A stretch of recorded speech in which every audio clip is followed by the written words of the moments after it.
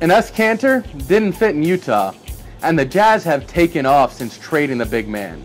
They've already got a great young front court with Gordon Hayward, Derek Favors, and Rudy Gobert, and that puts a lot of pressure on their also young backcourt. Dante Exum has been in over his head as a rookie 19-year-old, but he's got a huge potential as the Australian starts to grow into what the NBA point guard position is. Tyreke Evans has faced so much criticism in his career, and a lot of it's been fair, but lately he has been the key weapon for the New Orleans Pelicans. Evans is averaging 9.5 assists a game, playing point guard, which is not really what we think of as his position. But the truth is, Evans has always been better with the ball in his hands when he's the one making decisions.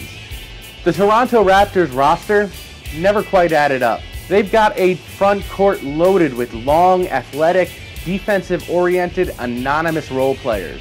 And then they've got a backcourt filled with talented, but not particularly efficient guards. That was fine when Kyle Lowry and DeMar DeRozan were playing like all-stars. But in the last 2 months, they have absolutely not reached that level.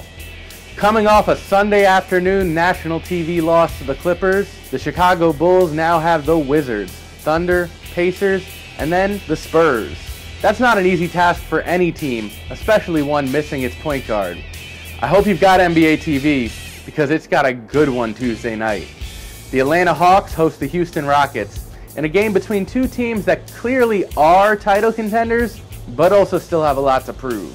That's because these teams weren't built traditionally. Houston Rockets GM Daryl Morey is kind of seen as the NBA's version of Billy Beane. And of course, Beane and the Oakland Athletics have not won a championship. For the Hawks, it's mostly because they're new on the block. They're following the proven, tried and true San Antonio Spurs model, with coach Mike Budenholzer leading the way. But as the victories pile up for these two top 5 teams, it's getting pretty hard to continue being a doubter.